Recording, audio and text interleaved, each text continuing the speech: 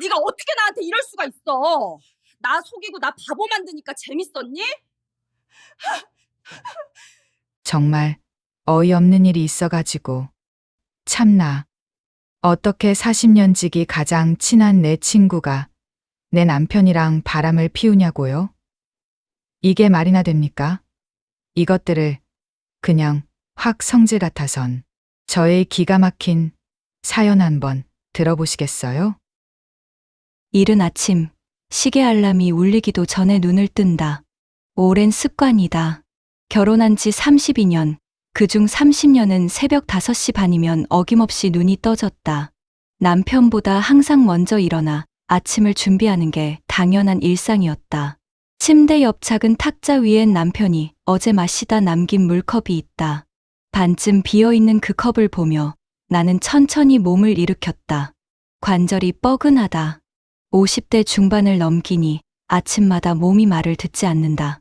하지만 이것도 익숙하다. 통증조차 일상의 일부가 된 삶. 주방으로 향하는 복도는 고요했다. 벽에 걸린 가족 사진들이 어둠 속에서 희미하게 보인다. 결혼식 사진, 아이들 돌잔치 사진, 가족여행 사진들. 모두 오래전 일이다. 이제 아이들은 다 자라 독립했고 이 집엔 나와 남편 둘만 남았다. 주방 창문을 열자 차가운 새벽 공기가 들어온다. 11월 초입의 공기는 날카롭다. 겨울이 오고 있다는 신호다. 전기포트에 물을 받아 끓이기 시작했다. 보글보글 물이 끓는 소리가 고요한 집안을 채운다. 밥솥 뚜껑을 열어 밥을 확인한다. 어젯밤에 예약해둔 밥이 윤기 있게 익어 있다. 김치찌개를 끓이기 시작했다. 돼지고기를 먼저 볶고 묵은 김치를 넣는다. 지글지글 소리와 함께 구수한 냄새가 번진다. 이 냄새를 맡으면 남편이 곧 일어날 것이다. 과연 10분쯤 지나자 침실 문이 열리는 소리가 들렸다. 남편의 발소리가 복도를 지나 욕실로 향한다. 물 흐르는 소리, 양치하는 소리. 모든 게 30년 넘게 반복된 패턴이다. 냄새 좋네. 남편이 주방으로 들어오며 말했다. 잠옷 차림에 그는 머리가 헝클어져 있었다. 흰머리가 많이 섞인 머리를 손으로 쓸어 넘기며 식탁에 앉는다. 김치찌개예요. 고기 넣었어요. 나는 담담하게 대답하며 밥그릇을 준비했다. 남편 앞에 따끈한 밥과 찌개를 내놓는다. 된장찌개가 아니라 김치찌개라는 사실에 남편은 살짝 눈썹을 치켜 올렸지만 곧 숟가락을 들었다. 맛있네. 짧은 칭찬.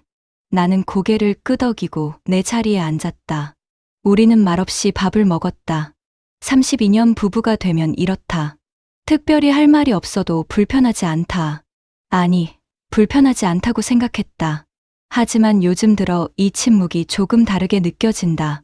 뭐랄까, 예전의 편안한 침묵이 아니라 서먹한 침묵 같은. 그냥 기분 탓이겠지. 나는 스스로를 다독이며 찌개를 한 숟가락 떴다. 오늘 저녁에 모임 있어. 남편이 갑자기 말했다. 나는 숟가락을 든 채로 그를 봤다. 무슨 모임이에요? 대학 동창 모임. 오래간만에 만나기로 했어. 그래요. 언제쯤 들어오세요? 늦을 수도 있어. 10시, 11시쯤? 나는 고개를 끄덕였다. 남편의 동창 모임은 한 달에 한두 번 있었다. 특별한 일은 아니다. 하지만 오늘따라 남편의 표정이 어딘가 어색해 보였다. 눈을 제대로 마주치지 않는 것 같았다. 몸 조심하고요. 술 많이 마시지 말고요. 알았어. 걱정 마. 남편은 빠르게 식사를 마치고 일어났다. 평소보다 서두르는 것 같았다. 침실로 들어가 옷을 갈아입고 면도를 하고 헤어젤을 바르는 소리가 들린다. 10분쯤 지나 남편이 정장 차림으로 나타났다. 네이비색 정장에 하얀 셔츠, 회색 넥타이. 깔끔하게 차려입은 모습이다. 그리고 향수 냄새가 났다. 이상했다. 남편은 평소에 향수를 거의 뿌리지 않는다. 특별한 날에만, 정말 중요한 회의가 있을 때만 뿌리는 편이다.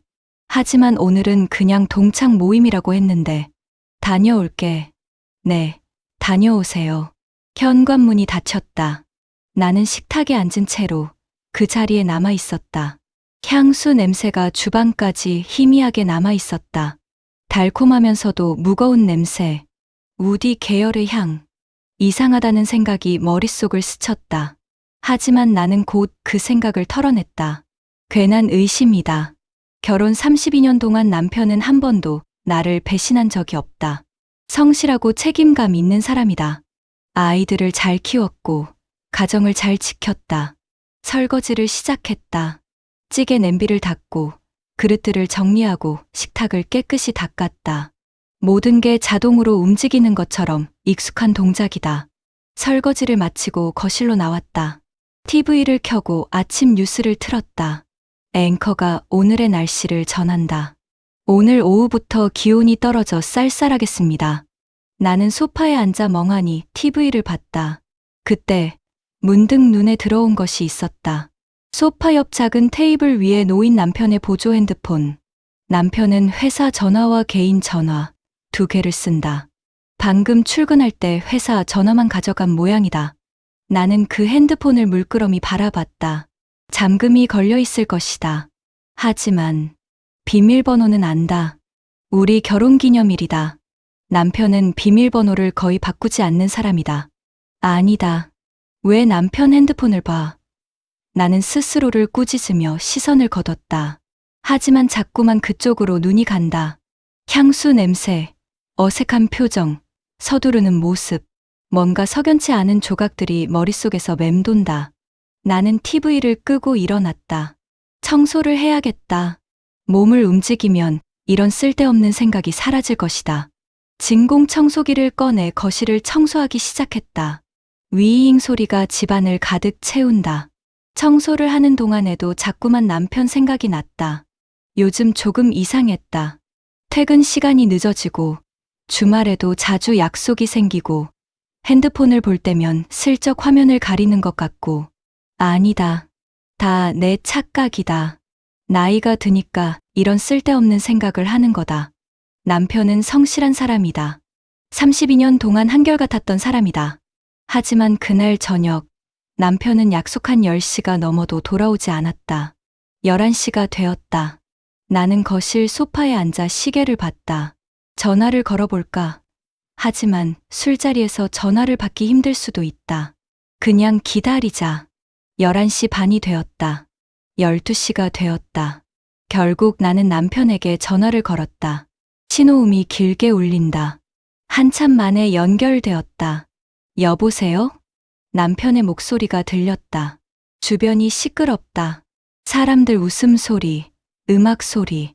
아직 모임 중이에요? 응, 아직. 조금 늦을 것 같아. 먼저 자. 네. 조심해서 오세요. 전화가 끊겼다. 나는 핸드폰을 내려다봤다. 통화 시간 43초. 짧은 대화였다. 남편의 목소리는 평소와 달랐다. 뭔가 경계하는 것 같았다. 나는 천천히 침실로 들어갔다. 이불을 덮고 누웠지만 잠이 오지 않았다. 천장을 바라보며 생각했다. 내가 너무 예민한 걸까? 아니면 정말 뭔가 문제가 있는 걸까? 새벽 1시가 넘어서야 현관문이 열리는 소리가 들렸다. 남편이 조용히 들어왔다. 나는 눈을 감고 자는 척했다. 남편이 조심스럽게 옷을 갈아입고 침대에 누웠다. 술 냄새가 났다. 그리고 또 향수 냄새가 났다. 아침과 같은 향수였다.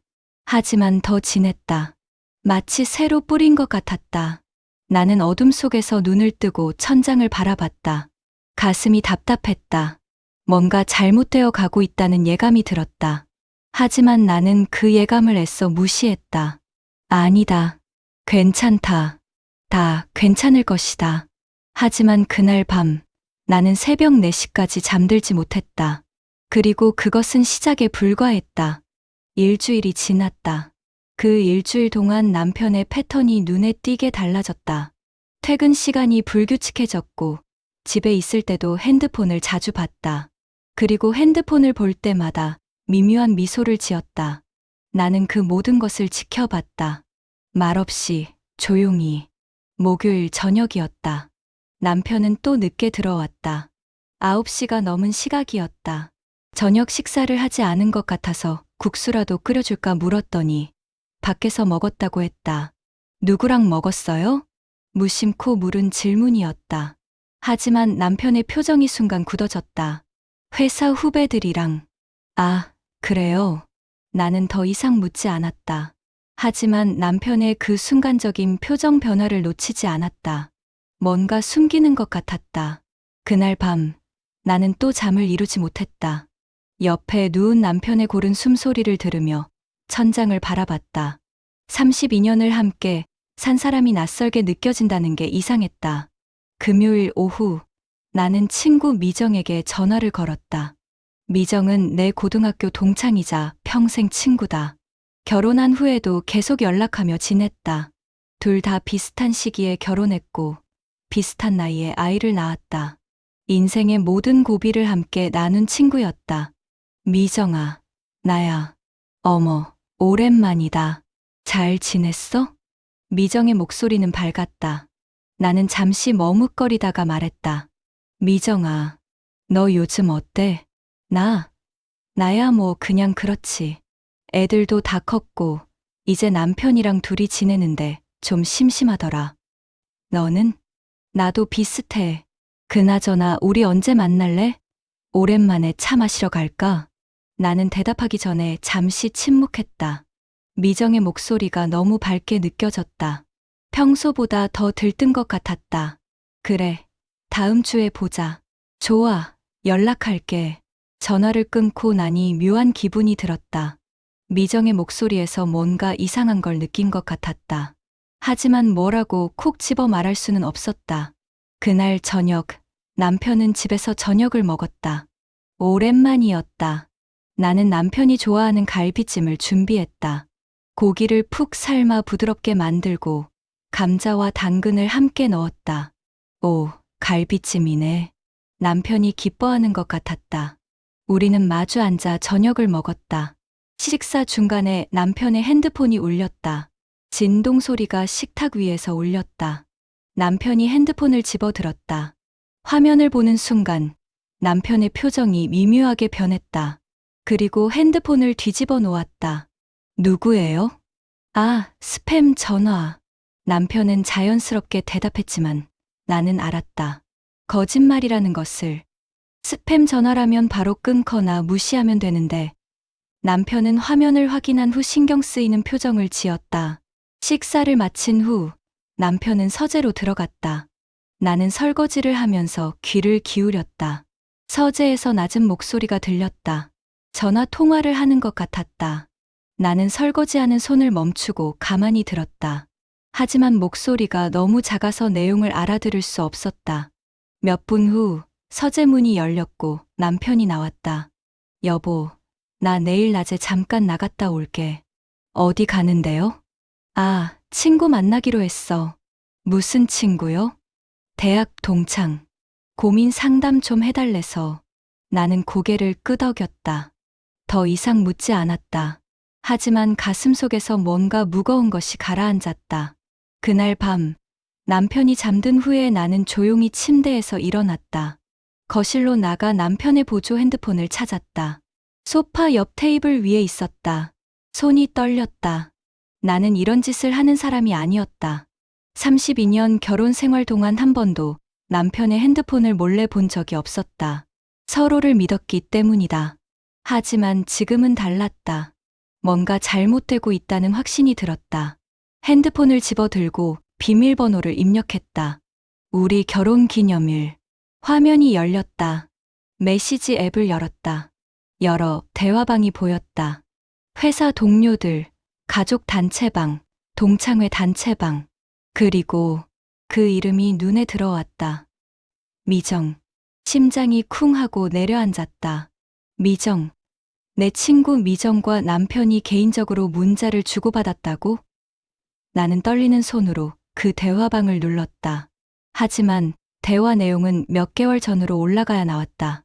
형부, 다음 주 화요일에 시간 되세요? 우리 집 보일러 좀 봐주실 수 있어요? 그래요, 미정 씨. 시간 되죠. 감사합니다. 그럼 저녁 6시쯤 오시면 될 것 같아요. 평범한 대화였다. 남편이 기술 쪽 일을 하니까 가끔 친구들 집 전자제품을 고쳐주곤 했다. 이상할 게 없었다.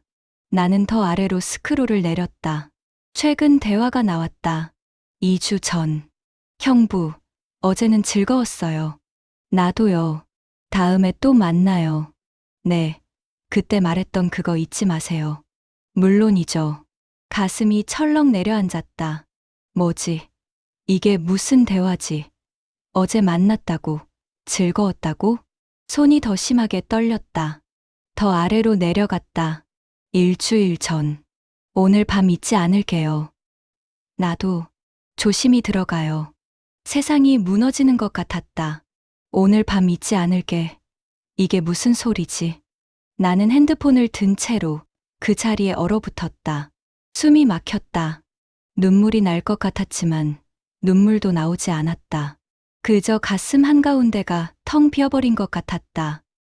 미정. 내 평생 친구. 고등학교 때부터 40년 넘게 알고 지낸 친구. 내 결혼식 들러리를 서준 친구. 내가 아이를 낳았을 때 병원에 달려와 준 친구. 힘들 때마다 손 잡아준 친구. 그리고 내 남편. 32년을 함께 산 남편. 젊은 날의 가난을 함께 이겨낸 남편. 아이들을 함께 키운 남편. 내 인생의 전부였던 남편. 이 두 사람이 나는 천천히 소파에 주저앉았다.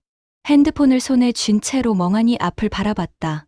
어둠 속에서 거실의 가구들이 희미하게 보였다. 저 식탁에서 우리는 몇 번의 식사를 함께 했을까? 저 소파에서 우리는 얼마나 많은 TV 프로그램을 함께 봤을까? 모든 게 거짓말 같았다. 아니, 모든 게 거짓말이었던 걸까? 나는 핸드폰을 천천히 원래 자리에 놓았다. 그리고 침실로 돌아갔다. 남편은 여전히 고르게 숨을 쉬며 자고 있었다. 나는 침대에 누웠다. 하지만 잠이 올 리 없었다. 눈을 감으면 그 문자 내용이 떠올랐다. 오늘 밤 잊지 않을게요. 새벽까지 나는 천장을 바라보며 생각했다.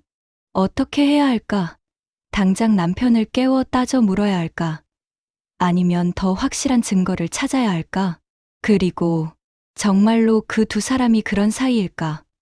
혹시 내가 오해하는 걸까? 하지만 가슴 깊은 곳에서는 알고 있었다.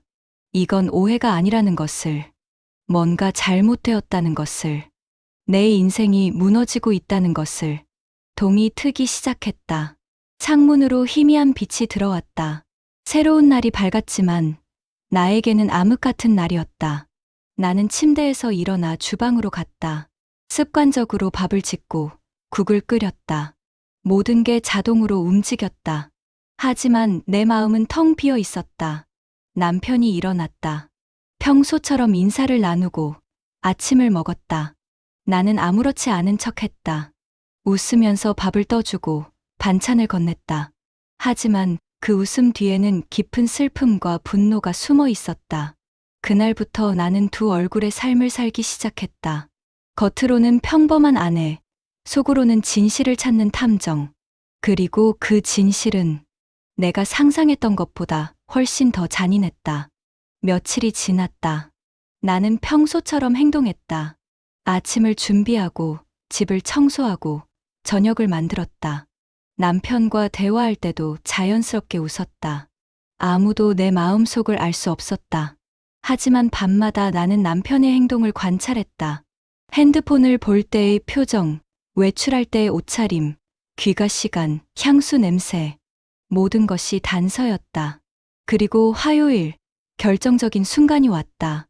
점심 즈음, 남편에게 전화가 왔다. 여보, 오늘 저녁에 약속이 하나 생겼어. 8시쯤 들어갈게. 무슨 약속이에요? 후배가 상담 좀 해달래서. 또 거짓말이었다. 나는 알 수 있었다. 남편의 목소리 톤이 미묘하게 높아졌고 말끝을 흐렸다. 그래요, 다녀오세요. 전화를 끊고 나서 나는 결심했다. 오늘 남편을 따라가 보기로. 나는 서둘러 옷을 갈아입었다. 편한 바지에 어두운 색 재킷, 모자를 깊이 눌렀었다. 거울을 보니 낯선 내 모습이 보였다. 55세의 여자가 남편을 미행하려 하다니.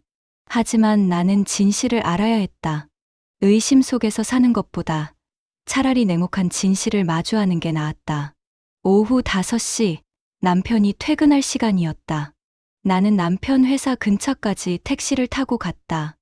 회사 건물이 보이는 카페에 앉아 창밖을 바라봤다. 커피를 시켰지만 한 모금도 마시지 못했다. 가슴이 두근거렸다. 5시 40분쯤 남편이 회사 건물에서 나왔다. 평소보다 일찍 퇴근하는 것이었다. 남편은 주차장으로 걸어갔고 곧 차가 나왔다. 나는 황급히 카페를 나와 택시를 잡았다. 저 회색 소나타 따라가 주세요. 너무 가까이 붙지 말고요. 택시 기사가 나를 힐끗 쳐다봤지만 아무 말 없이 시동을 걸었다. 아마 이런 손님이 처음은 아닐 것이다. 남편의 차는 시내 중심가로 향했다. 익숙한 길이었다. 우리 집 방향이 아니었다. 반대 방향이었다. 차는 20분쯤 달려 고급 상가가 밀집한 지역에 멈췄다. 남편이 차에서 내렸다. 그리고 어느 레스토랑 앞에 섰다. 라 페르 블랑쉐. 하얀 진주라는 뜻의 프랑스 레스토랑이었다. 고급 레스토랑으로 유명한 곳이었다. 우리 부부는 결혼 기념일에도 가본 적 없는 곳이었다. 남편은 레스토랑 앞에서 핸드폰을 보며 누군가를 기다리는 것 같았다. 나는 택시에서 내려 멀찍이 서서 지켜봤다. 가로수 뒤에 몸을 숨긴 채 11월의 저녁 공기는 차갑고 날카로웠다. 하지만 나는 추위를 느낄 수 없었다. 온 신경이 남편에게 집중되어 있었다. 5분쯤 지났을까? 한 여자가 나타났다. 검은색 코트를 입은 여자. 긴 생머리가 바람에 날렸다. 걸음걸이가 경쾌했다. 멀리서도 누군지 알 수 있었다. 미정이었다. 나는 그 자리에 얼어붙었다. 숨이 멎는 것 같았다. 미정이가 남편에게 다가갔다. 둘은 가볍게 포옹했다. 미정이가 남편의 팔을 살짝 건드리며 웃었다. 남편도 웃었다. 나에게는 한 번도 보여주지 않은 그런 부드러운 미소였다. 그리고 둘은 손을 잡았다. 내 가슴이 찢어지는 것 같았다. 숨을 쉴 수가 없었다. 눈물이 핑 돌았지만 나는 꾹 참았다. 여기서 무너질 수 없었다. 남편과 미정은 레스토랑 안으로 들어갔다. 유리문이 닫히며 둘의 모습이 사라졌다. 나는 그 자리에 한참을 서 있었다. 다리의 힘이 풀려 당장 주저앉을 것만 같았다. 하지만 참았다. 꾹 참고 견뎠다. 주변 사람들이 스쳐 지나갔다. 출근하는 사람들, 데이트하는 연인들, 친구들과 웃으며 걷는 사람들. 모두가 평범한 저녁을 보내고 있었다. 하지만 내 세상은 무너지고 있었다. 나는 레스토랑 건너편 벤치에 앉았다. 레스토랑 내부가 희미하게 보였다. 남편과 미정은 창가 쪽 테이블에 앉았다. 촛불이 테이블을 비추고 있었다. 로맨틱한 분위기였다. 둘은 와인을 주문했다. 웨이터가 와인을 따르고 두 사람이 잔을 부리쳤다. 웃으며 이야기를 나눴다. 미정이 남편의 손을 잡았다. 남편이 미정의 손을 쓰다듬었다. 나는 그 모든 장면을 지켜봤다. 고문 같은 시간이었다. 하지만 눈을 뗄 수 없었다. 마치 교통사고 현장을 보는 것처럼 끔찍하지만 눈을 뗄 수 없었다. 시간이 얼마나 흘렀을까? 1시간, 2시간, 시간 감각이 사라졌다. 온몸이 얼어붙었다. 추위가 뼛속까지 스며들었지만 나는 그 자리를 떠날 수 없었다. 마침내 레스토랑 문이 열렸다. 남편과 미정이 나왔다. 둘 다 약간 취한 것 같았다. 미정이 남편의 팔짱을 끼고 웃었다. 남편이 미정의 어깨를 감싸 안았다. 그리고 그들은 근처 주차장으로 걸어갔다. 나는 멀찍이 따라갔다. 심장이 터질 것 같았다. 주차장 한 구석에서 남편의 차가 보였다.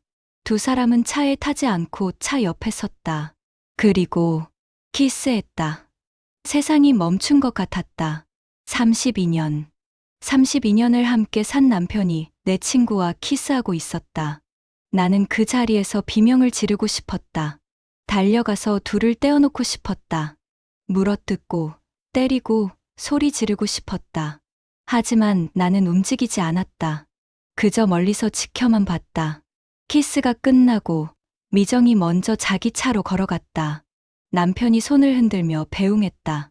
미정의 차가 출발했고 남편도 차에 탔다. 나는 천천히 주차장에서 나왔다. 택시를 잡았다. 어디로 가시겠어요? 기사님이 물었지만 나는 대답할 수 없었다. 목이 메어 말이 나오지 않았다. 손님, 집으로, 주소는, 겨우 주소를 말했다. 목소리가 떨렸다. 택시가 출발했다. 창밖으로 거리의 불빛들이 스쳐 지나갔다. 형형색색의 네온사인, 가로등, 차량 불빛. 모든 게 흐릿하게 보였다. 집에 도착했다. 요금을 내고 택시에서 내렸다. 현관문 앞에 섰지만 들어갈 용기가 나지 않았다. 이 집은 더 이상 내 집이 아닌 것 같았다. 32년 동안 지켜온 가정이 한순간에 낯설어졌다. 나는 현관 계단에 주저앉았다. 그제야 눈물이 터져 나왔다. 소리 없이 조용히 울었다. 어깨가 떨렸다. 가슴이 미어졌다. 모든 것이 거짓이었다. 남편의 사랑, 친구의 우정, 내 삶의 의미. 모든 것이 모래성처럼 무너졌다. 얼마나 울었을까? 정신을 차려보니 손이 꽁꽁 얼어 있었다. 나는 천천히 일어나 현관문을 열었다. 집은 텅 비어 있었다. 당연했다. 남편은 아직 돌아오지 않았을 것이다. 아마 지금쯤 미정과 어디에 있을까? 아니, 생각하고 싶지 않았다. 나는 거실 불을 켜지 않았다. 어둠 속에서 소파에 앉았다. 그저 멍하니 앞을 바라봤다. 그때 현관문이 열리는 소리가 들렸다. 남편이 들어왔다. 밝은 표정이었다. 여보, 집에 있었어? 왜 불을 안 켰어? 남편이 거실 불을 켰다.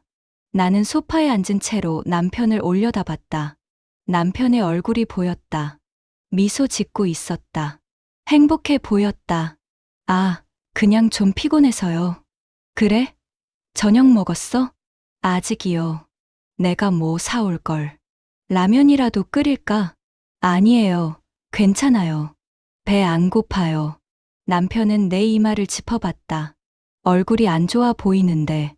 어디 아파? 아니에요. 그냥 좀 피곤해서. 남편이 내 어깨를 쓰다듬었다. 그 손길이 역겨웠다.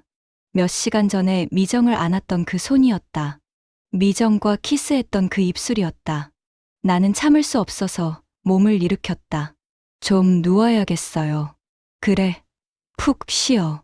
내가 설거지할게. 설거지할 거 없어요. 나는 침실로 들어가 문을 닫았다. 그리고 침대에 쓰러졌다. 눈물이 또 나왔다. 베개에 얼굴을 묻고 소리 없이 울었다. 어깨가 들썩였다.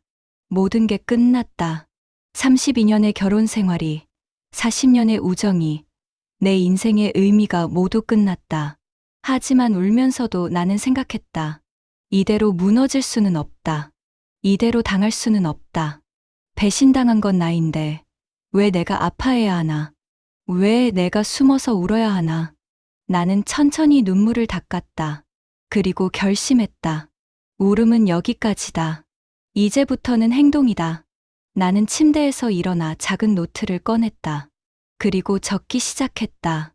증거 수집, 재산 정리, 변호사 상담. 이제부터 나는 피해자가 아니다. 나는 사냥꾼이다. 그리고 이 사냥은 끝까지 갈 것이다. 다음 날 아침, 나는 평소처럼 일어났다. 5시 반. 알람보다 먼저 눈이 떠졌다. 밤새 제대로 잠을 못 잤지만 정신은 또렷했다. 거울을 봤다. 눈이 부어 있었다. 어젯밤 울었던 흔적이었다. 찬물로 세수를 여러 번 했다. 차가운 물이 얼굴을 때릴 때마다 정신이 들었다. 화장을 했다. 평소엔 잘하지 않던 화장이었지만 오늘은 필요했다. 부은 눈을 가리고 창백한 얼굴에 생기를 불어넣어야 했다. 아무도 내가 울었다는 걸 알아선 안 됐다. 주방으로 나가 아침 준비를 시작했다. 된장찌개를 끓이고 계란말이를 부쳤다. 김치를 꺼내고 밥을 푸고 반찬을 차렸다. 모든 게 자동으로 움직였다. 32년 동안 반복한 동작이었다. 남편이 일어났다. 평소처럼 인사를 건넸다. 잘 잤어요? 응, 잘 잤어. 근데 여보는 얼굴이 좀 피곤해 보여. 괜찮아요. 푹 잤어요. 거짓말이었다. 하지만 자연스럽게 나왔다. 식탁에 마주 앉아 아침을 먹었다. 남편은 맛있게 밥을 먹었다. 어제 미정과 비싼 레스토랑에서 저녁을 먹었으면서도 오늘 아침 된장찌개를 맛있게 먹는다. 나는 남편을 관찰했다. 표정, 손놀림, 시선 처리. 모든 게 평소와 같았다. 죄책감의 흔적이 보이지 않았다. 이 사람은 얼마나 오랫동안 나를 속였을까. 생각만으로도 치가 떨렸지만 나는 표정을 관리했다. 미소를 지으며 반찬을 건넸다. 이거 맛있어. 계란말이 간이 딱 맞네. 다행이에요. 오늘 회식 있어서 늦을 것 같아. 또 거짓말이었다. 나는 알고 있었다. 회식이 아니라 미정과의 약속일 것이다. 그래요. 술 적당히 드시고요. 알았어. 걱정 마. 남편이 출근 준비를 했다. 넥타이를 매고 재킷을 입었다. 그리고 또 향수를 뿌렸다. 그 달콤한 우디 향. 다녀올게. 다녀오세요. 현관문이 닫혔다. 나는 문이 닫히는 소리를 들으며 가만히 서 있었다. 그리고 천천히 소파에 앉았다. 한동안 멍하니 앞을 바라봤다. 그러다 정신을 차리고 핸드폰을 꺼냈다. 검색을 시작했다. 이혼 전문 변호사, 재산 분할, 배우자, 외도 증거. 여러 법률 사무소 홈페이지를 둘러봤다. 상담 예약을 잡았다. 다음 주 화요일 오후 2시. 그리고 은행 앱을 열었다. 우리 부부 공동 명의의 계좌들을 확인했다. 적금, 예금, 펀드. 결혼 생활 동안 모은 돈들이었다. 부동산도 확인했다. 우리 집, 그리고 투자용으로 산 상가 건물 하나. 모두 공동 명의였다. 나는 메모장에 모든 재산 목록을 적었다. 금액과 위치, 명의자까지 꼼꼼하게 적었다. 그리고 남편의 행적도 기록하기 시작했다. 11월 2일 저녁 7시 라페르 블랑쉐 레스토랑에서 미정과 식사. 11월 2일 저녁 9시 주차장에서 키스. 적으면서도 손이 떨렸다. 하지만 참았다. 감정을 배제하고 사실만 기록했다. 점심때가 되었다. 혼자 간단하게 죽을 끓여 먹었다. 입맛이 없었지만 억지로 넣었다. 쓰러져선 안 됐다. 지금은 정신을 바짝 차려야 할 때였다. 오후에 미정에게서 전화가 왔다. 언니, 나야. 이번 주 금요일 시간 돼? 차 마시러 가자. 미정의 목소리는 밝았다. 아무렇지도 않았다. 어제 내 남편과 키스한 사람이 맞나 싶을 정도로 태연했다. 금요일? 응. 오랜만에 보고 싶어서. 요즘 너무 답답하더라. 수다 떨면서 스트레스 좀 풀자. 스트레스. 내 남편이랑 바람 피우면서 무슨 스트레스? 속으로 비웃었지만 목소리는 평온하게 유지했다. 좋아. 보자. 어디서 볼까? 신촌역 앞 카페 어때? 거기 조용하고 좋더라. 그래. 몇 시? 2시. 알았어. 그때 보자. 전화를 끊고 나니 온몸에 힘이 쭉 빠졌다. 연기하는 게 이렇게 힘든 일인지 몰랐다. 하지만 이제 시작일 뿐이었다. 앞으로 얼마나 더 연기를 해야 할까? 얼마나 더 웃어야 할까? 저녁 시간이 되었다. 남편은 예상대로 늦게 들어왔다. 11시가 넘은 시각이었다. 회식 어땠어요? 좋았어. 후배들이랑 재미있게 놀았어. 거짓말을 들으면서도 나는 미소 지었다. 배고프시죠? 라면 끓여드릴까요? 아니, 괜찮아. 회식에서 많이 먹었어. 남편의 셔츠 깃에서 향수 냄새가 났다. 내가 아는 향수가 아니었다. 여자 향수였다. 달콤하고 꽃향기 나는 냄새. 미정의 향수일 것이다. 그럼 씻고 주무세요. 응, 그래야겠다. 남편이 욕실로 들어갔다. 나는 거실에 남아 TV를 켰다. 하지만 화면이 눈에 들어오지 않았다. 그저 무언가를 바라보는 척만 했을 뿐이었다. 욕실에서 물소리가 들렸다. 남편이 샤워를 하고 있었다. 증거를 씻어내고 있었다. 나는 천천히 남편의 재킷을 들었다. 소파에 걸쳐진 재킷이었다. 주머니를 뒤졌다. 영수증이 나왔다. 라 페르 블랑쉐 와인 2잔, 스테이크 2인분 28만 원. 28만 원. 나와는 기념일에도 가지 않던 비싼 레스토랑에서 미정과 저녁을 먹었다. 나는 영수증을 사진으로 찍었다. 그리고 다시 주머니에 넣어두었다. 다른 주머니에는 호텔 주차권이 있었다. JW 메리어트 호텔. 5성급 호텔이었다. 가슴이 내려앉았다. 호텔까지 갔다는 뜻이었다. 나는 주차권도 사진으로 찍었다. 손이 떨렸다. 분노가 치밀어 올랐다. 하지만 참았다. 지금 폭발하면 안 됐다. 증거를 모으는 중이었다. 완벽하게 준비한 후에 모든 걸 끝내야 했다. 욕실 문이 열렸다. 남편이 나왔다. 수건으로 머리를 닦으며 웃었다. 피곤하네. 바로 자야겠어. 그러세요. 남편이 침실로 들어갔다. 나는 거실에 조금 더 앉아 있었다. 호텔 주차권 사진을 보며 생각했다. 얼마나 더 참아야 할까? 하지만 답은 정해져 있었다. 완벽하게 준비될 때까지. 남편과 미정이 한치의 변명도 할 수 없을 때까지. 나는 천천히 침실로 들어갔다. 남편은 이미 잠들어 있었다. 고르게 숨 쉬는 얼굴을 보니 복잡한 감정이 들었다. 사랑했던 사람. 아니, 사랑한다고 믿었던 사람. 이 사람과 32년을 함께 살았다. 젊음을 함께 보냈고, 아이를 함께 키웠고, 인생의 모든 순간을 함께 했다. 하지만 이 사람은 나를 배신했다. 내가 가장 믿었던 친구와 함께 용서할 수 없었다. 절대로. 나는 침대에 누웠다. 눈을 감았지만 잠이 오지 않았다. 머릿속에서 계획이 돌아갔다. 변호사 상담, 재산 분리, 증거 수집, 그리고 최후의 대결. 모든 게 준비되면 그날이 올 것이다. 그날, 나는 남편과 미정 앞에 모든 걸 까발릴 것이다. 그리고 그들이 쌓아올린 거짓말의 성을 무너뜨릴 것이다. 조금만 참자. 조금만 더. 나는 스스로를 다독이며 눈을 감았다. 어둠 속에서 남편의 숨소리가 들렸다. 평온한 숨소리였다. 아무 죄책감도 없는 사람의 숨소리였다. 하지만 곧 그 평온은 깨질 것이다. 나는 그렇게 만들 것이다. 반드시. 금요일이 왔다. 미정과의 약속 날이었다. 나는 평소보다 신경 써서 옷을 입었다. 베이지색 니트에 검은색 슬랙스. 간단하지만 단정한 차림이었다. 화장도 신경 써서 했다.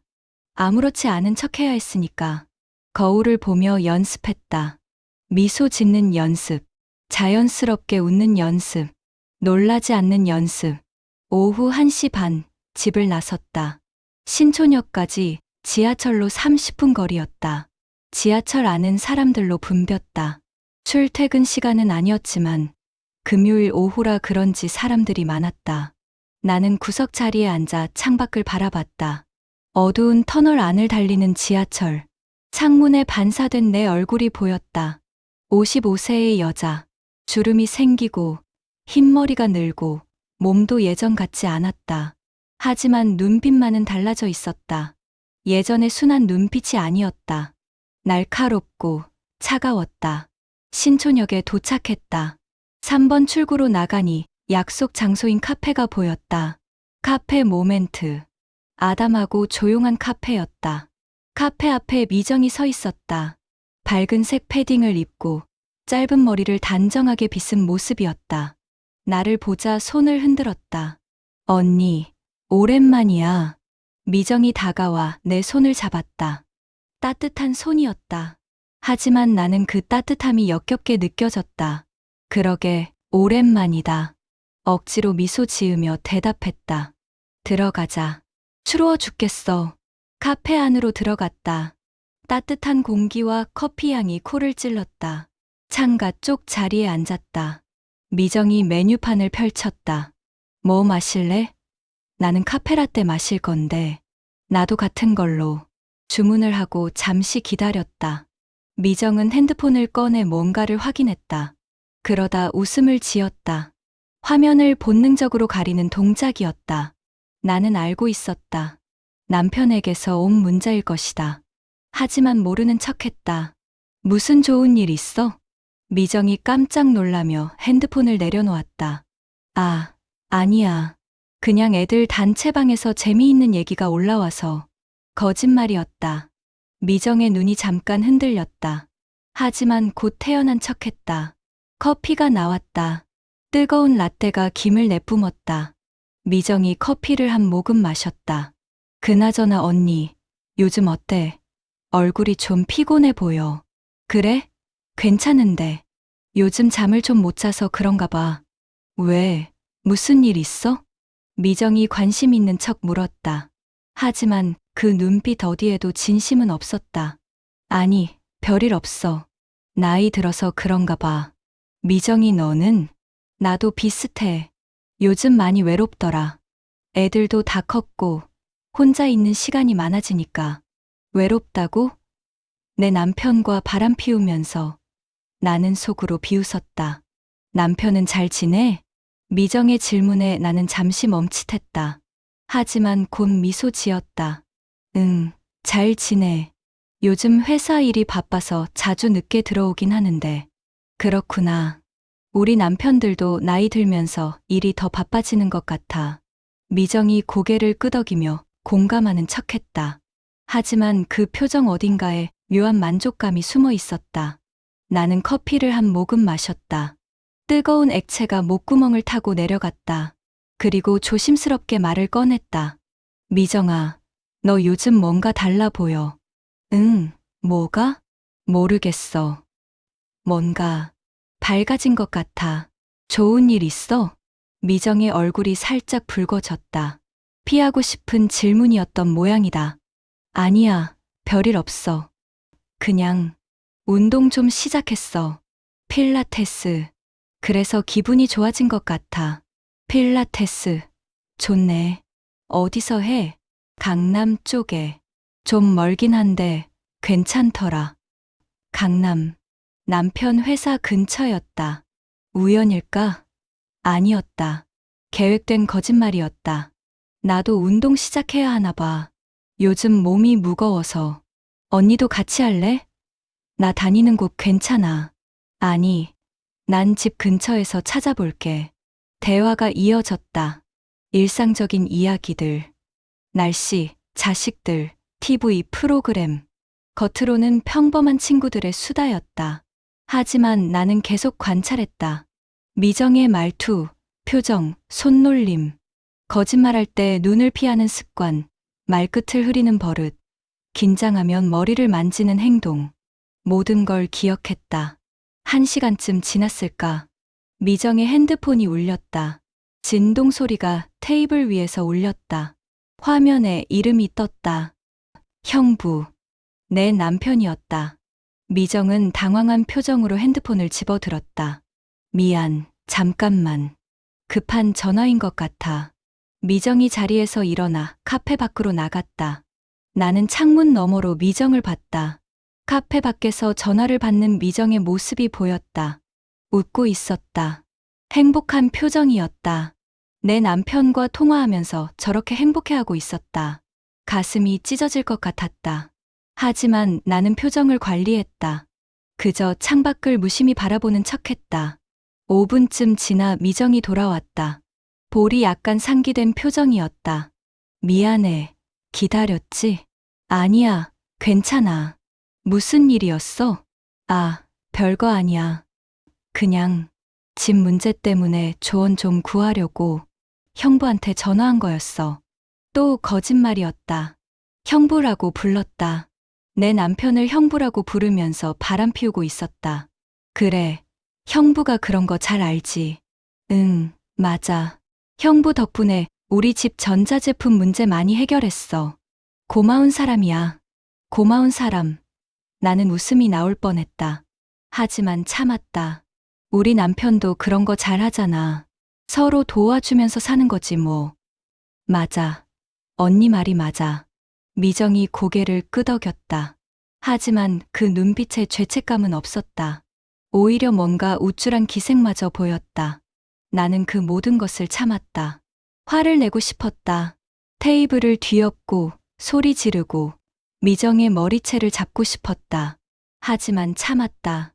지금은 때가 아니었다. 언니, 우리 다음에 또 보자. 오늘 정말 좋았어. 그래, 나도 좋았어. 거짓말이었다. 하지만 자연스럽게 나왔다. 계산을 하고 카페를 나왔다. 찬바람이 얼굴을 때렸다. 미정이 내 손을 잡았다. 언니, 건강 챙겨. 얼굴이 정말 안 좋아 보여. 스트레스 받는 일 있으면 언제든 나한테 얘기해. 너한테 얘기하라고? 내 남편과 바람 피우는 사람한테? 고마워, 미정아. 너도 건강해. 응, 그럼 조심히 들어가. 미정이 손을 흔들며 지하철역으로 갔다. 나는 그 뒷모습을 물끄러미 바라봤다. 40년 친구. 내가 가장 믿었던 친구. 내 인생의 모든 순간을 함께한 친구. 하지만 그 친구는 내 등에 칼을 꽂았다. 나는 천천히 발걸음을 옮겼다. 집으로 돌아가는 길이 무겁게 느껴졌다. 지하철에 앉아 핸드폰을 꺼냈다. 메모장을 열어 오늘 일을 기록했다. 11월 8일 미정과 카페 만남. 남편에게서 전화 옴. 형부라고 부름. 죄책감 없음. 거짓말 여러 번. 적으면서도 손이 떨렸다. 하지만 끝까지 적었다. 집에 도착하니 남편은 아직 퇴근 전이었다. 나는 소파에 앉아 멍하니 천장을 바라봤다. 오늘 미정을 보면서 확신했다. 미정은 반성하지 않는다. 죄책감도 없다. 오히려 즐기고 있다. 용서할 수 없었다. 절대로. 나는 천천히 일어나 서재로 갔다. 책장 뒤편에 숨겨둔 노트를 꺼냈다. 지금까지 모은 증거들이 적혀 있었다. 레스토랑 영수증, 호텔 주차권, 문자 내역, 통화 기록, 그리고 오늘의 관찰 내역. 모든 게 쌓여가고 있었다. 나는 변호사 상담 날짜를 다시 확인했다. 다음 주 화요일. 이제 3일 남았다. 그날, 법적으로 어떻게 대응해야 하는지 알게 될 것이다. 재산을 어떻게 지킬지, 이혼 절차는 어떻게 되는지, 위자료는 얼마나 청구할 수 있는지, 모든 걸 완벽하게 준비할 것이다. 그리고 그날이 오면 남편과 미정은 후회하게 될 것이다. 나를 배신한 것을. 화요일 오후 2시, 법률사무소 앞에 섰다. 강남역 근처의 작은 빌딩 7층이었다. 정의 법률사무소라는 간판이 보였다. 엘리베이터를 타고 7층에 올라갔다. 문을 열고 들어서니 깔끔한 대기실이 나왔다. 젊은 여직원이 미소를 지으며 맞아주었다. 예약하신 분이세요? 네, 2시에 예약했습니다. 성함이 어떻게 되세요? 이름을 말하고 앉아서 기다렸다. 가슴이 두근거렸다. 이렇게 변호사를 만나게 될 줄은 몰랐다. 32년 결혼 생활에서 변호사를 찾을 일은 없었다.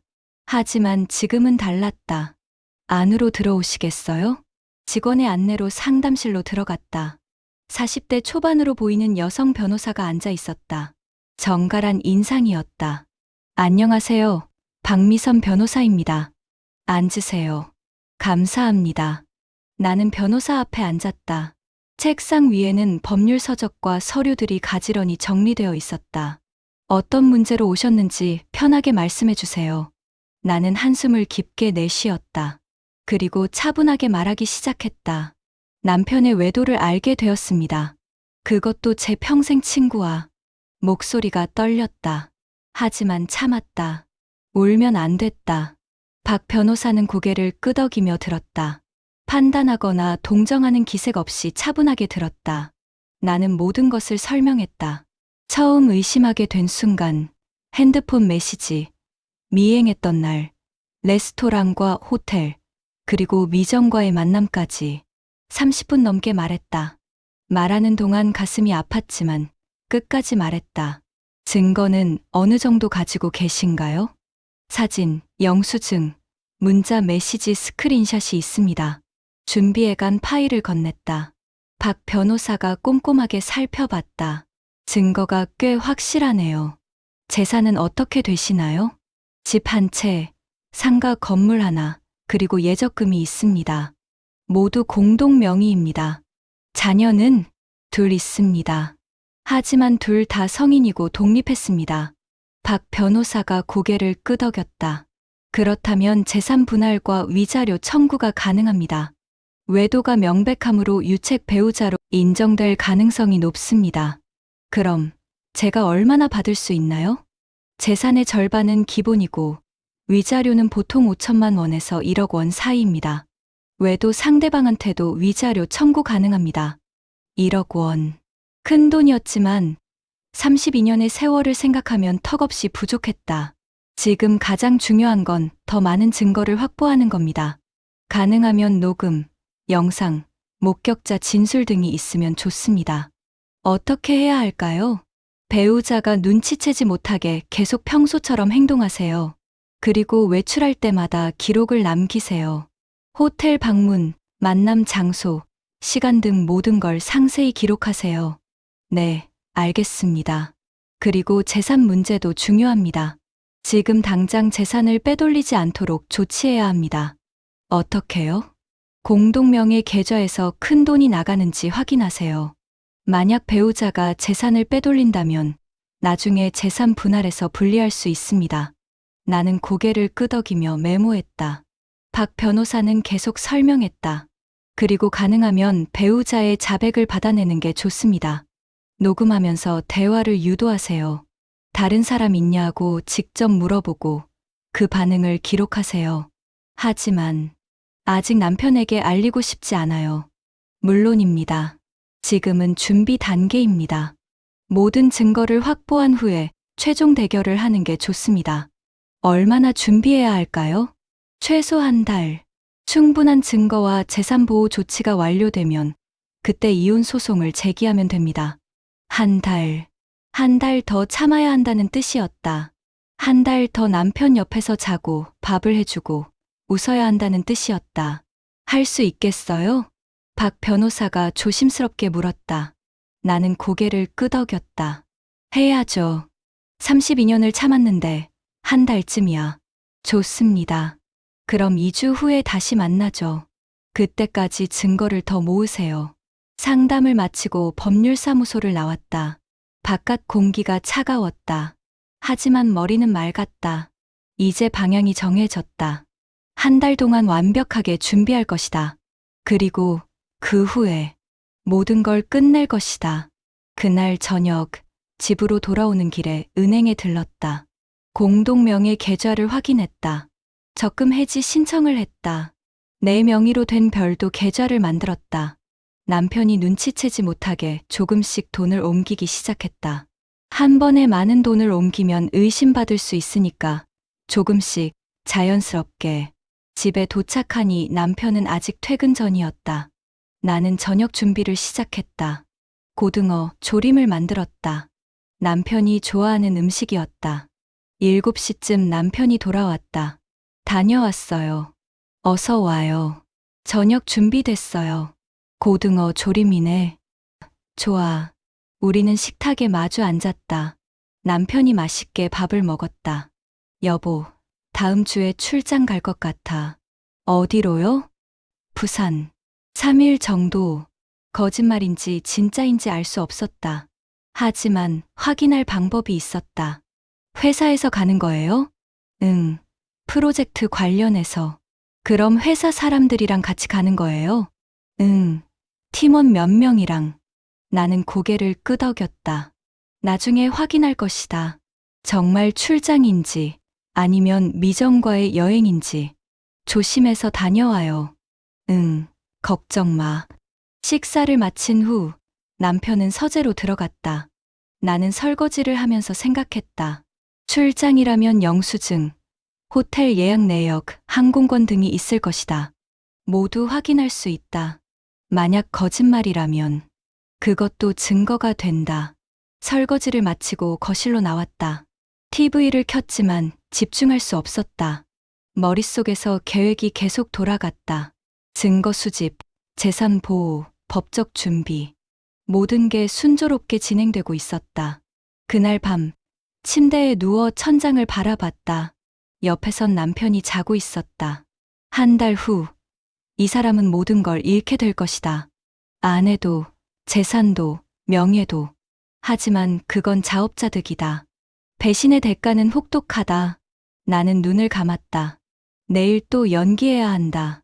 사랑하는 척, 행복한 척. 하지만 이제 얼마 남지 않았다. 조금만 더 참으면 된다. 그리고 그날이 오면 모든 게 끝날 것이다.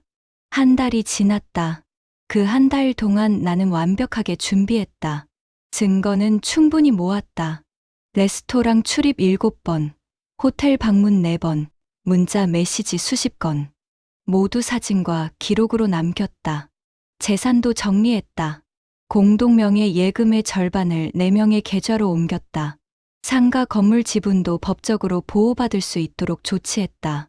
그리고 변호사와 최종 상담을 마쳤다. 이혼 소송 준비는 끝났다. 이제 남은 건 대결뿐이었다. 12월 초, 어느 금요일 저녁이었다. 나는 거실 테이블 위에 모든 증거를 깔아놓았다. 사진들, 영수증들, 문자 메시지 출력물들, 그리고 이혼 서류. 테이블 위가 증거로 가득 찼다. 32년 결혼 생활이 무너지는 증거들이었다. 나는 소파에 앉아 시계를 봤다. 저녁 7시. 남편이 곧 들어올 시간이었다. 가슴이 두근거렸다. 긴장되었다. 하지만 두렵지는 않았다. 오히려 후련했다. 드디어 이 지옥 같은 연기가 끝난다는 안도감이 들었다. 7시 20분, 현관문이 열리는 소리가 들렸다. 다녀왔어요. 남편의 목소리가 들렸다. 평소와 다름없는 목소리였다. 거실로 와요. 내 목소리는 차가웠다. 남편이 이상함을 느낀 듯 서둘러 거실로 들어왔다. 그리고 테이블을 봤다. 남편의 얼굴이 하얗게 변했다. 순간 모든 색이 빠져나가는 것 같았다. 이게 뭐야? 당신이 잘 알잖아요. 나는 차분하게 말했다. 감정을 최대한 배제했다. 남편이 테이블 위의 사진들을 봤다. 미정과 레스토랑에서 손을 잡은 사진, 호텔 주차장에서 포옹하는 사진, 키스하는 사진. 여보, 이건 앉아. 명령조였다. 남편이 천천히 소파에 앉았다. 손이 떨리고 있었다. 언제부터였어요? 뭐가? 언제부터 미정이랑 바람 피웠냐고요. 직설적인 질문이었다. 남편이 입을 다물었다. 변명을 찾는 것 같았다. 대답해. 언제부터였어? 6개월. 작은 목소리였다. 하지만 분명히 들렸다. 6개월? 6개월 동안 나를 속였어. 미안해. 미안하다고요? 나는 웃음이 나왔다. 차갑고 서늘한 웃음이었다. 32년을 함께 살았어. 32년. 젊은 날의 가난도 함께 이겨냈고, 아이들도 함께 키웠고, 인생의 모든 순간을 함께 했어. 그런데 6개월 동안 나를 배신했다고? 정말 미안해. 나도 어쩌다 보니요? 어쩌다 보니? 사람이 어쩌다 보니 바람을 피워. 어쩌다 보니 키스를 해. 어쩌다 보니 호텔을 가. 목소리가 높아졌다. 참고 있던 감정이 터져 나오기 시작했다. 하필이면 왜 미정이야? 내 친구를, 내 평생 친구를? 그냥 자꾸 만나다 보니요? 그럼 계획적이었다는 거네요? 남편이 고개를 떨궜다.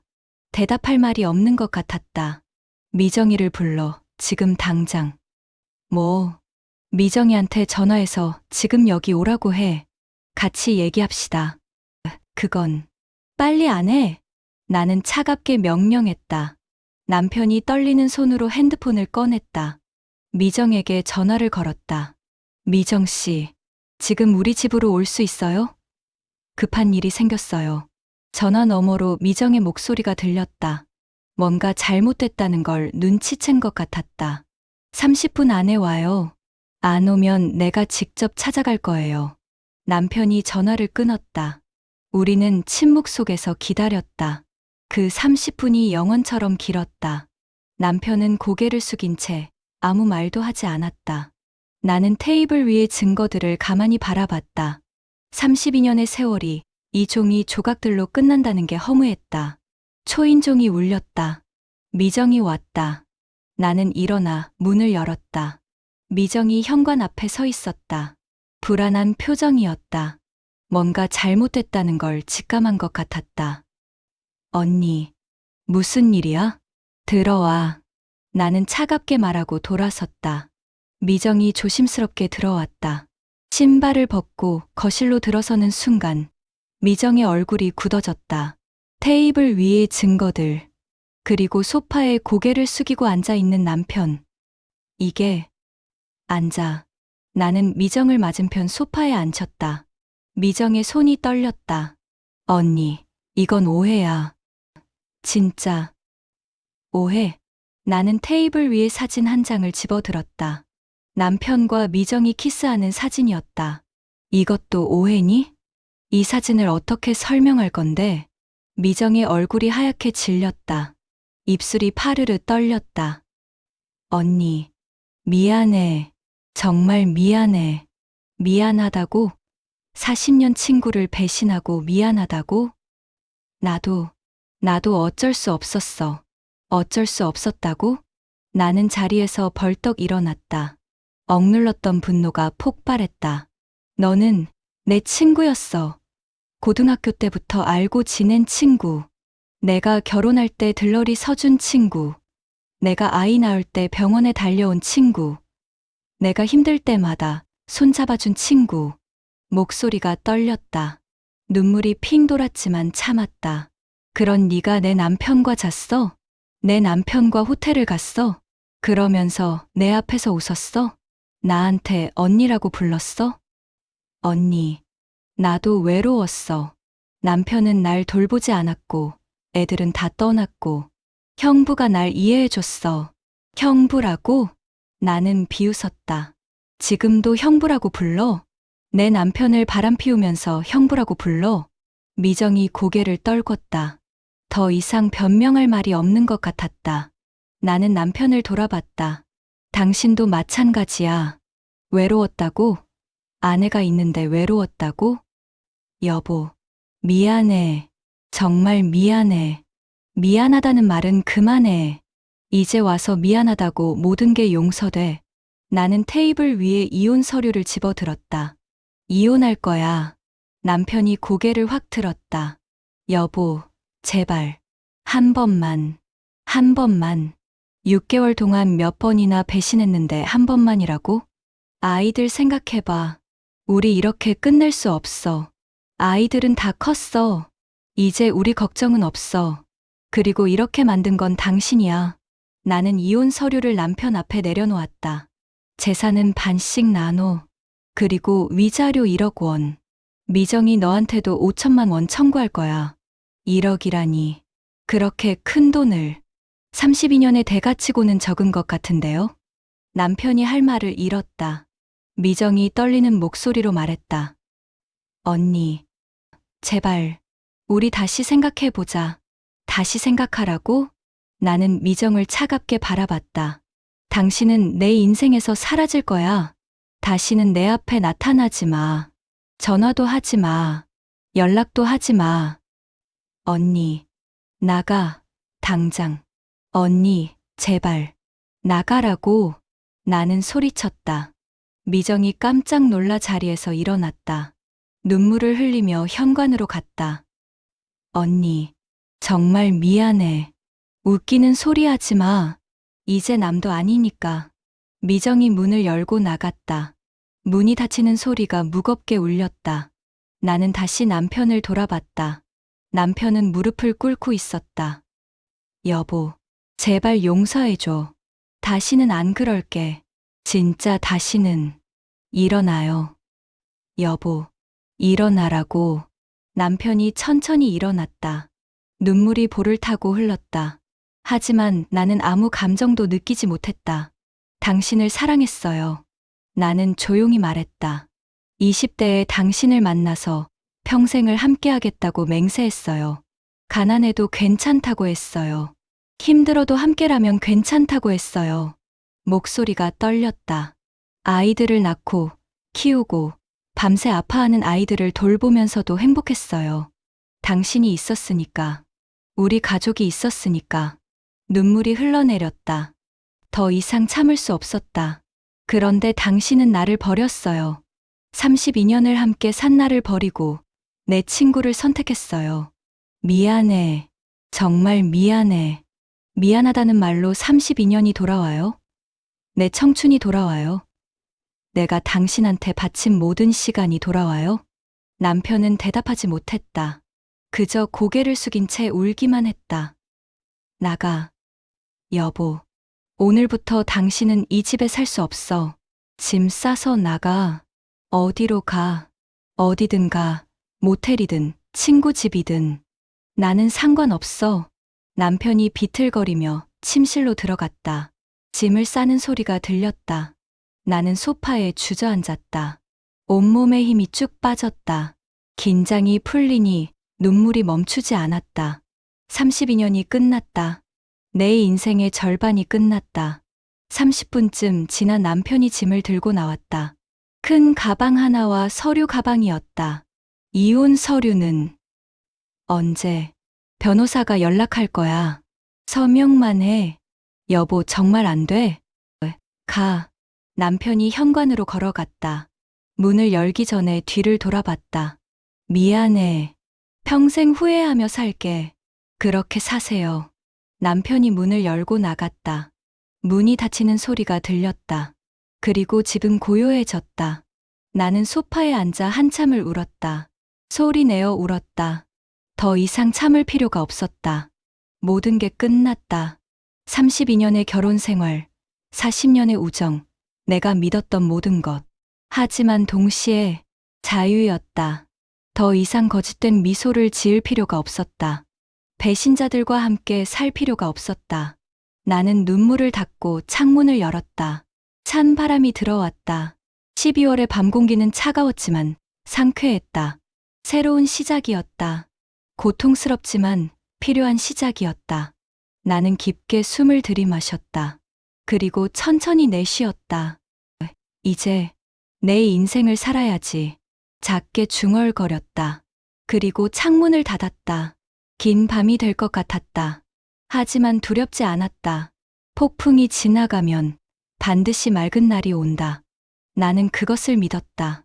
3개월이 지났다. 이혼 절차는 생각보다 빨리 진행되었다. 남편이 모든 것을 인정했고 조건도 순순히 받아들였다. 재산 분할, 위자료, 모든 것. 미정에게서도 위자료를 받았다. 법원 판결이 나왔다. 5천만 원. 40년 우정의 값이었다. 돈을 받는 순간 기쁘지 않았다. 그저 허무할 뿐이었다. 돈으로 배신을 보상받을 수는 없었다. 하지만 그것이 내가 할 수 있는 전부였다. 3월 초, 이른 봄날이었다. 나는 혼자 공원을 걷고 있었다. 벚꽃이 피기 시작했다. 연분홍 꽃이 피 바람에 흩날렸다. 공원 벤치에 앉아 커피를 마셨다. 편의점에서 산 따뜻한 캔커피였다. 혼자 마시는 커피는 쓸쓸했지만 나쁘지 않았다. 옆 벤치에 할머니 한 분이 앉았다. 70대쯤 되어 보이는 분이었다. 혼자 앉아 계시네요. 할머니가 말을 걸었다. 나는 미소 지었다. 네, 산책하다가 잠깐 쉬고 있어요. 날씨 참 좋지요? 봄이 왔어요. 그러게요. 꽃도 피고. 혼자 사세요? 네, 이혼했어요. 자연스럽게 나왔다. 예전 같았으면 부끄러워서 말하지 못했을 것이다. 하지만 이제는 담담하게 말할 수 있었다. 아이고, 그러셨어요. 외롭지 않으세요? 가끔요. 하지만 괜찮아요. 나도 10년 전에 남편 떠나보냈어요. 처음엔 외로웠는데 이제는 익숙해졌어요. 할머니가 벚꽃을 바라보며 말했다. 사람은 혼자 태어나서 혼자 가는 거래요. 중간에 잠깐 누군가와 함께 할 뿐이지. 좋은 말씀이네요. 그래도 혼자만의 시간도 나쁘지 않아요. 내가 하고 싶은 거 하고, 내가 먹고 싶은 거 먹고, 자유롭잖아요. 나는 고개를 끄덕였다. 할머니 말이 맞았다. 이혼 후 3개월, 나는 많은 것을 배웠다. 혼자 사는 법, 혼자 밥 먹는 법, 혼자 웃는 법. 처음엔 힘들었다. 32년 동안 당연하게 있던 사람이 사라지니 집이 너무 넓었다. 밥을 해도 혼자 먹으니 입맛이 없었다. 하지만 조금씩 적응했다. 혼자 영화를 보러 가고, 혼자 여행을 계획하고, 혼자 취미 생활을 시작했다. 수채화를 배우기 시작했다. 동네 문화센터에서 하는 수업이었다. 처음엔 서툴렀지만 점점 나아졌다. 붓으로 색을 칠하는 시간이 좋았다. 아무 생각도 하지 않고 그저 색에 집중할 수 있었다. 그럼 이만 가봐야겠네요. 손주들이 기다려요. 할머니가 일어섰다. 안녕히 가세요. 당신도 행복하세요. 혼자여도 충분히 행복할 수 있어요. 할머니가 손을 흔들며 갔다. 나는 그 뒷모습을 바라보며 생각했다. 혼자여도 충분히 행복할 수 있다. 그 말이 위로가 되었다. 벚꽃잎이 바람에 날려 내 무릎에 떨어졌다. 연분홍 꽃잎을 손에 올려놓고 바라봤다. 작고 연약하지만 아름다웠다. 핸드폰이 울렸다. 큰딸에게서 온 전화였다. 엄마, 뭐해? 공원에서 산책하고 있어. 혼자? 그럼. 엄마, 괜찮아? 응, 괜찮아. 걱정 마. 이번 주말에 내가 갈게. 같이 밥 먹자. 그래, 좋아. 엄마, 사랑해. 나도. 전화를 끊고 미소 지었다. 아이들은 걱정했다. 처음 이혼 소식을 들었을 때 많이 놀랐다. 화도 났다. 아빠한테. 하지만 나는 아이들을 진정시켰다. 엄마는 괜찮다고. 엄마 선택을 존중해달라고. 다행히 아이들은 이해해줬다. 그리고 자주 연락했다. 주말마다 찾아와 함께 시간을 보냈다. 아이들이 있어서 외롭지 않았다. 공원을 천천히 걸었다. 봄바람이 뺨을 스쳤다. 따뜻하고 부드러웠다. 연못가에 오리들이 헤엄치고 있었다. 엄마 오리와 아기 오리들. 평화로운 풍경이었다. 한 부부가 손을 잡고 걸어갔다. 나이 든 부부였다. 서로를 의지하며 천천히 걷는 모습이 보였다. 예전 같았으면 부러웠을 것이다. 하지만 이제는 아니었다. 나는 나만의 길을 가고 있었다. 공원을 한 바퀴 돌고 집으로 돌아왔다. 작은 아파트였다. 재산 분할 후 산 작은 집이었다. 예전 집보다 훨씬 작았지만 나는 이 집이 좋았다. 내가 선택한 집이었고 오롯이 내 공간이었다. 거실에 이젤을 펼쳤다. 수채화를 그리기 시작했다. 오늘 봄공원 풍경을 그렸다. 벚꽃나무, 연못, 오리들. 붓을 움직이는 동안 마음이 평온해졌다. 저녁이 되었다. 간단하게 김치볶음밥을 만들어 먹었다. 혼자 먹는 밥이지만 맛있었다. TV를 켜고 드라마를 봤다. 로맨스 드라마였다. 주인공들이 사랑에 빠지고 헤어지고 다시 만나는 이야기. 예전에는 이런 드라마를 보면 남편 생각이 났다. 우리도 저랬었지 하고. 하지만 이제는 그냥 드라마로 봤다. 남의 이야기였다. 밤 10시 잠자리에 들었다. 혼자 자는 침대는 넓었다. 하지만 편안했다. 이불을 덮고 눈을 감았다. 오늘 하루를 돌아봤다. 공원 산책, 할머니와의 대화, 딸의 전화, 수채화 그리기, 혼자 먹는 저녁. 평범한 하루였다. 특별한 일도 없었다.